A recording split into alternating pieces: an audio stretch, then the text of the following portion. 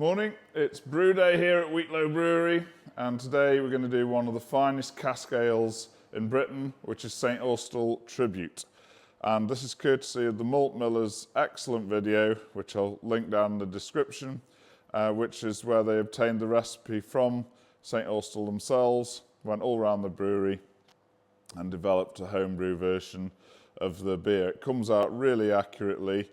It's a beautiful, subtle, slightly orangey finish to the beer from the Willamette hops. But we'll get into that later. First of all, we've got to measure out the grain, low colour Marisotto, Cornish Gold malt, which is pretty much unique to St Austell and Simpsons, and a bit of wheat malt as well. So we'll weigh that out and then we'll get cracking. Kilos of low colour Marisotto.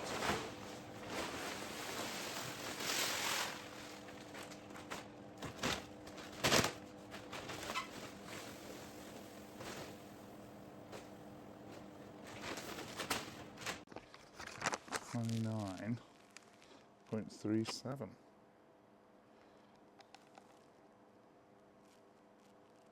$14 grams. So salts are there. Shut that up. Some water, hot water in for the mash. 84 degrees. Got quite a lot of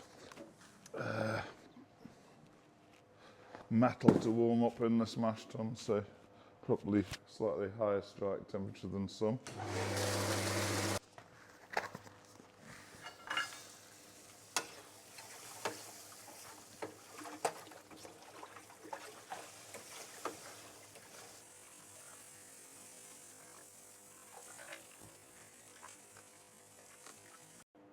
So we're mashed in, water salts are in, and it's looking good. We need to check the pH and add some lactic acid. Last time it was 42 ml, so let's see what it looks like now. Get the Vorlau font, which is a posh brewing word for recirculating the water through the mash. Normally at the end, actually, to help clarify it, but in our case we can heat it up through the system because there's an element sort of inside the pipe, and also it mixes it up so we can get a good pH reading. So let's give that a go.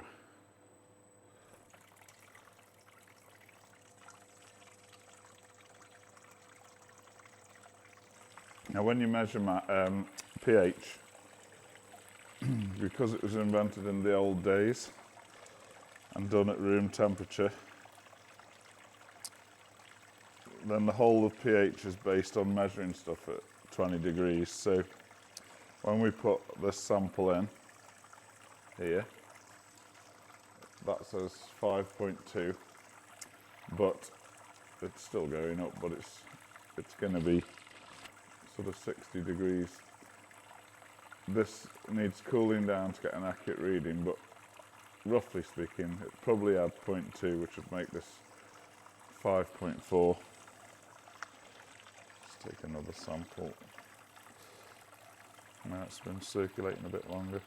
So we will cool it down, we'll measure it, and we'll add the right amount of acid to the brew to get it to, I like it at 5.2. pH,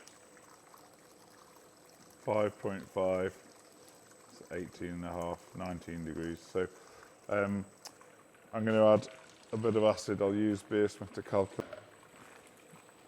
Yeast. The yeast we're going to be using is WLP002, which is the ESB strain, and I love this yeast. I think it's absolutely brilliant. It works pretty quickly, it's reliable, and it also flocculates very well, which means it settles, drops down, and clears the beer really well. It's similar to others like SO4, Y yeast, London ESB, I think. But what you do notice about this one is that it always looks as though it's split when you do a starter.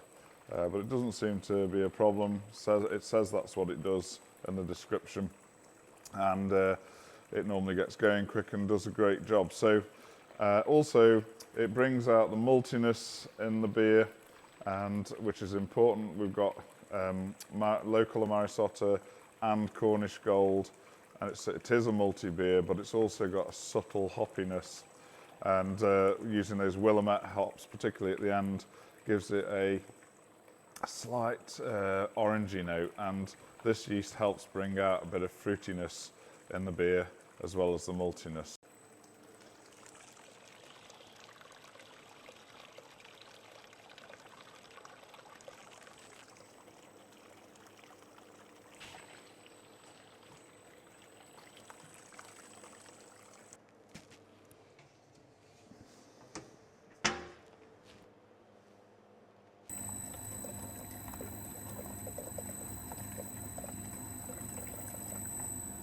So you can see the water's cleared up nicely from the Vorlauf, and it's time to shut the bottom vent on this kettle and start transferring it over.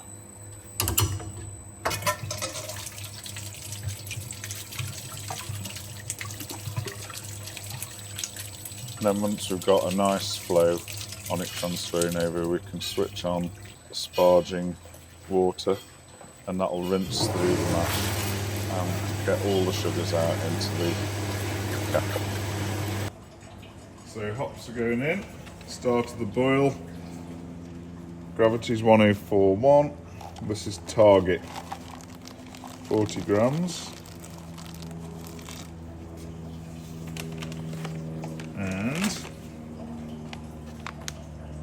Fuggles, 100 grams, whole packet straight in. And then we'll add some Solea in the last 10 minutes, and the proto flock, and then we'll add the Willamette at the end and the hop stand.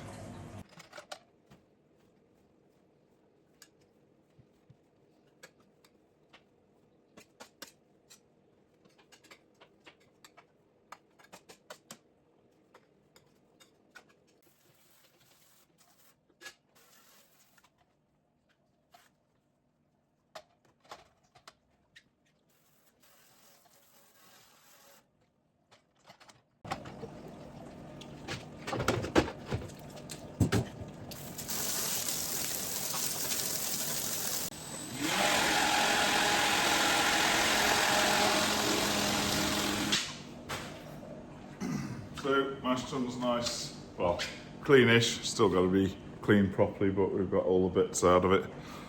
So boil's carrying on, late hops in about half an hour. It's all going okay. It's the last 10 minutes of the boil now. So we've got 3 float of proto flock and a bag of hops, which is Solea and Aurora. So last 10 minutes of the boil, some whole leaf in there, that's why I've got it in a bag.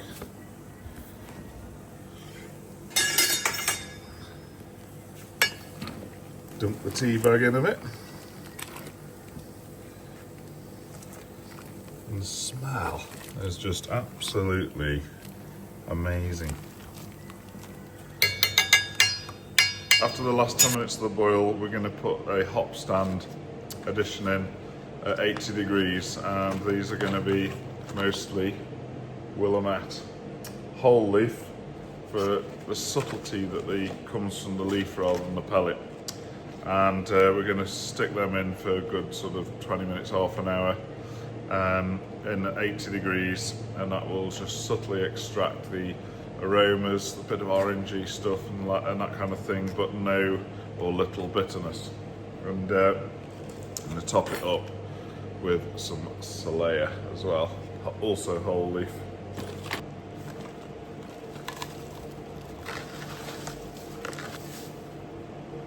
Willamette.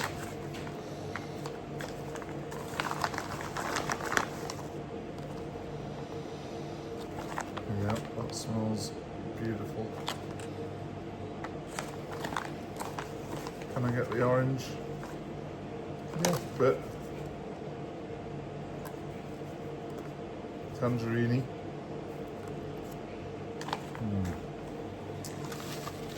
Make sure they're all broken up into nice leaf rather than clumps. So reasonable bag full. Be even more voluminous when it's wet. Cleaning the unitank here, pumping it round.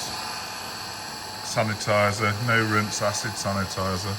It's foaming up a bit, so that's good really, gets into all the corners at the top. Exactly what we want. And this is why many years ago I was banned from brewing in the kitchen. Moving the brewing operation to your shed or garage works wonders for a marriage. So just recirculating the hot water through the heat exchanger now to heat that up to basically sterilise it. So if I can get that over 90 for a minute or two, then that should be pretty sterile. And then we'll knock the heat off. The Willamette hops.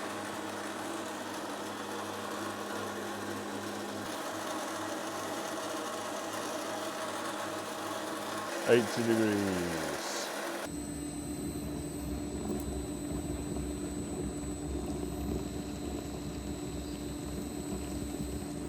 That's the brew day done. The tribune's in here, and this unitank, and here's the yeast starter. And if we swirl it round, you'll see how it sort of separates into its bits. A bit unique really for this yeast. Or at least you don't see it often. Normally it just goes sort of uniformly hazy. I'll whip that in.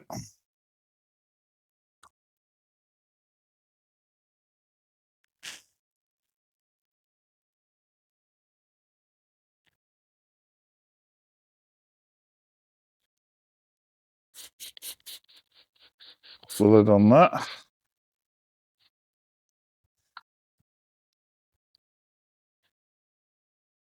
Screw that.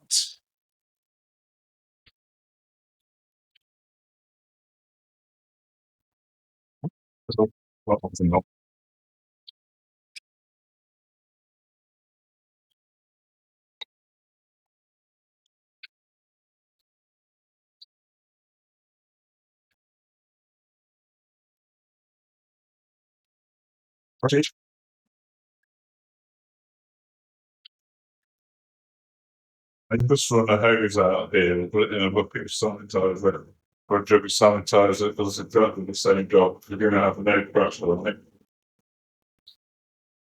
But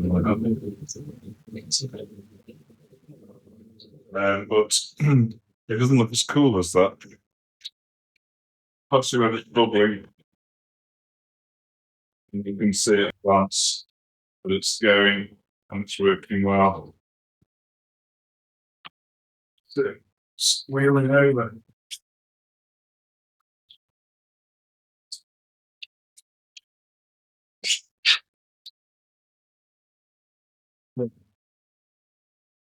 Cooling. Plugging it. Heating. There's a little belt underneath there. Plug that in. Plugs on.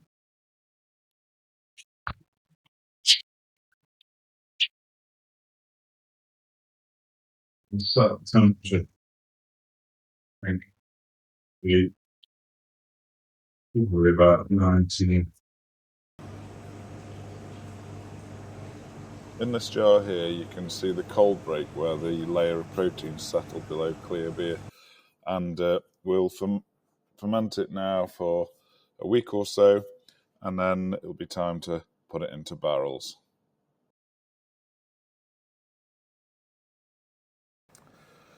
Right, Joe, this is a regular beer of ours, Tribune, and this is a real tribute from St. Austell in a bottle. We haven't got any on cask, I'm afraid, but this will be the next best thing. So, bottle probably be a bit fizzier, so I'm going to try and get rid of a bit of the fizz with the pour, so it might look a bit amateur. But if we can try and match at least a little bit less carbonation, then we won't be tasting carbonation as a difference. Austell, one of the best cask breweries in Britain. They love cask beer. You might call them a regional brewery, but they pretty much distribute nationwide, I'm sure. Proper Job's another famous beer which is really hoppy. Tribute is one of those kind of beers, I think, that is a lot of people like it. Mm-hmm. It's not too strong. Like Proper Job's very hoppy, and some people just think that's too much citrusiness and it's so on. Also quite strong as well. And it's strong, yeah. This is middle of the road, 4%. It's neither too hoppy nor too malty, and really most people like this beer, and a lot of people love this beer. The first thing is, how about the colour?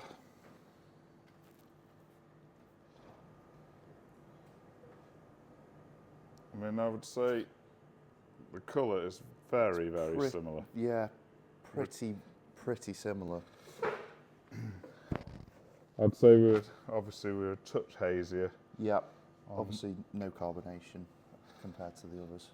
It is. I only opened the cask yesterday. Probably tomorrow it'll be pin bright. So let's go in for the smell. You can smell a little bit of orangey Grapefruit smell from that, which should be from the Willamette late hops. And a bit of sort of sweet toffee from the malt, maybe. Yeah, something like that. I was just thinking that. Biscuity. And yeah, let's go in for mouthfeel. What would you say? Medium body? Yeah. And the carbonation's already gone off mine, actually. That pour did its job on the fact that it's a red hot day. It's really nice. Yeah, very nice.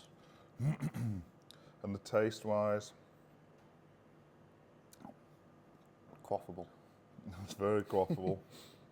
It's got a firm bitterness, but not too much. It's balanced. It's balanced with the malt, isn't it? Subtle sweetness.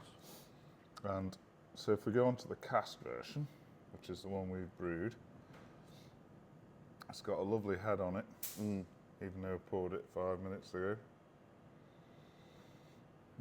Now, I don't get as much smell. I don't get the maltiness. There, but it's just not as firm as on the bottled version. Oh, the citrusy, orangey quite a lot. Mouthfeel of the cask is so much smoother, So and much better, nicer, yeah. isn't it? It just feels like you could just drink half a pint accidentally. You can taste the carbonation in the bottled beer, can't you? How can you filter that out from the taste comparison? You can feel it on your tongue, and it adds a kind of a sharper bitterness to it, doesn't it? I think it adds a slight dryness as well. It's pretty close. I wouldn't say it was exact. No. This hop, Willamette, is an American hop, and it should come across as citrusy, but specifically orange. Character. And the yeast WLPO2 should also help with a bit of orange. You can definitely taste that. In fact, I think you can taste it more, perhaps due to the lack of carbonation. It's a lot easier to drink, isn't it? Very much so. Frothing ale. I prefer the cask version, but is that because it's cask or is it because it's nicer? You wouldn't refuse either of them, really, would you? And if you told me that was Tribute in a pub, you wouldn't question it, would you? Super. Maybe I'll fill one up again. Frothing ale.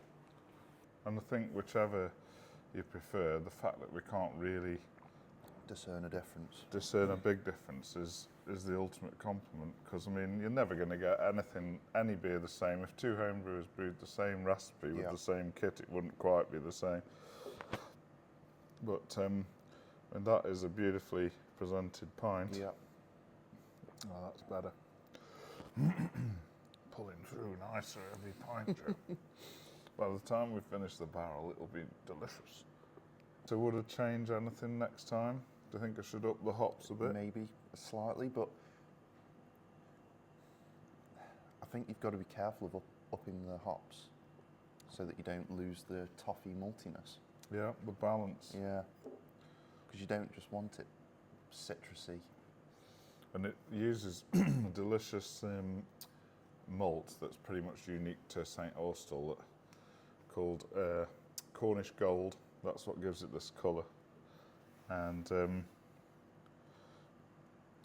we're lucky we can get it, really. And this is all down to the Malt Miller being able to source that. And of course, Malt Miller visited St Austell and got all the recipe and went around the brewery and everything. So this is all down to Reeky's hard work. Hops, did you say they were? Willamette is the headline one at the end that gives it the aroma. And is that a US hop? Other hops are Solea and Aurora, which are both sort of kinds of Styrian Goldings, which is like old Goldings that have gone to with a Czech or Slovakian influence. And then it's also got Fuggles and Targeting English hops. Oh, so it's a mixture of UK and US. Yeah. No. Now, I always think that Tribute's a traditional ale, but I obviously don't know what the beer was like in the 90s. It's a newish beer, isn't it? Is it? Yeah. So I think it is relatively new, and they're trying to sort of encapsulate the more citrusy type of a beer. And another example of that might be Adnam's Ghost Ship. Okay. For example. The other end of the country. Yeah, but another big cask brewery where they're using, I think that's Citra hops. Yeah. So New World hops, but the skill or the craft in that is that they've managed to incorporate New World American hops in the subtle way that only cask ale can do. Yeah. So they're not massive, ridiculously over hazy IPAs. Well, the proper job is, of course, but this is the wonderful English cask ale thing, which is unique to us. Yeah. And it always shows off subtlety brilliantly. Sort of cask ale earthiness. does.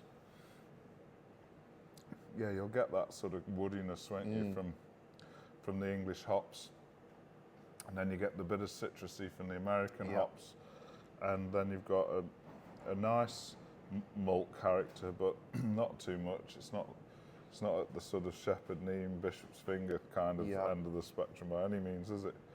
It's a nice beer that can appeal to your citrusy fans, can appeal to your malty fans, and that's why I think it's a beer that almost everybody likes. So if you're a Bass drinker that liked a sweet malty beer, you could drink that. You could drink that happily. And if you're a proper job fan, you also like fine, yeah. And that's a good idea if you want to sell lots of beer. Get something that everyone likes. It's good. It's a hard life though, isn't it, having to do constant sensory analysis.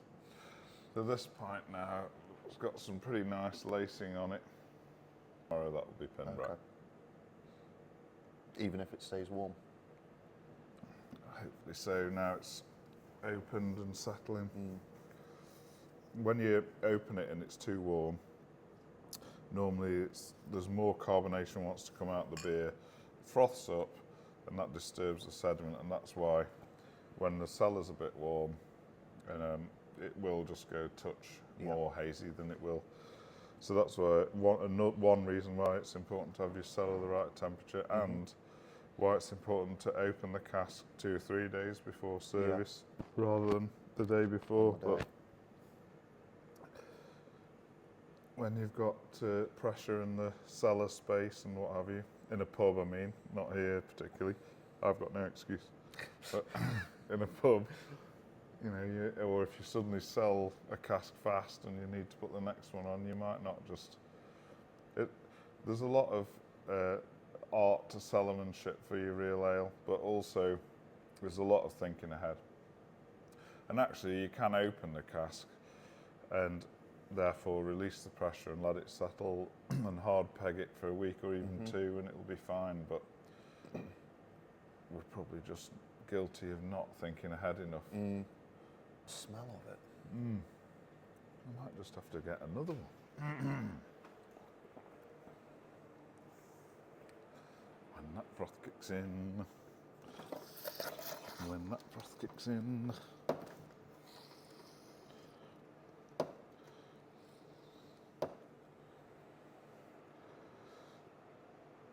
So that was good, wasn't it? A few weeks ago, when we had a chap come to Henry's party from Cornwall, that big tall chap. Yes, yeah. And he was a Cornishman and he absolutely loves Tribute. And we had Tribune on the night, and he paid us a compliment saying it was better than the real thing. The ultimate compliment when a Cornishman says that.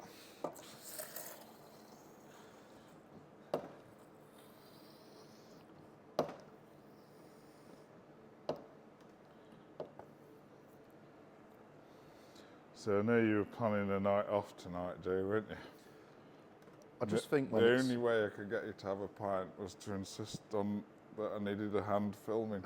I think when it tastes this nice, I don't really mind not having a night off. This is handcrafted on the premises. It's not going to do you any harm, is it? No. Gallon of ale. It is just natural. Brewed according to the German purity laws. Frothheit-Gebost. Just have to mull our way through this commercial bottle as well. Another taster. Ros, come and try these two and see how you think the bottle compares to the homemade. Show which is which. Yeah, that's the bottle, that's the homemade. Homemade's creamier, definitely. Bottle one's got that normal bit of a taint to it. Well, from the carbonation. So, close? Close in taste, but the homebrew's definitely creamy. And so which one did you prefer? Homebrew, obviously. Shall I pour you one? Yeah. Why not? The other thing is, do they do the same recipe for cask and bottle at Tribute? I could probably re-watch the Malt Miller film and see if it says, but I've got a gut feeling that certainly, for example, Thornbridge have a slightly different recipe for cask and keg. Why is that? Is that because you need a bit of fizziness, or You've got to do you inject CO2, which makes a taste difference? your bottle your cask beer is going to be kind of softened by being in cask, by going through the sparkler and be a bit more rounded. So maybe ease back on the bottled version, or maybe accept that that'll just be that a little bit more. If we were tasting Cask Tribute from Cask Tribute, sorry, it would be interesting to see whether it would be any closer. I'll tell you what would be an interesting taste test as well. Your traditional Tribune versus the Union set Tribune. Yeah. And that the Union set would round it off, would soften it. So then you get a strange sort of question. Do you up the hops, for example? And put it in the Union? Well, do you just up it because you know the Union will knock the edges off? Yeah. But that's like trying to achieve the same beer, but really what you want to do is you want to experience the difference the Union set makes. Yeah. So really you should do Keep the same hops recipe the same. in each. Yeah. Okay, that's it for this video. Well done for making it all the way through to the end. Thanks for watching, and don't forget to like and subscribe and leave us a comment. Let us know what we should be thinking about including in future videos and what you like about these videos. And you'll be pleased to know it's the next day now, and the Tribune is now beautifully clear. So that just leaves me to say thanks again, and frothing ale.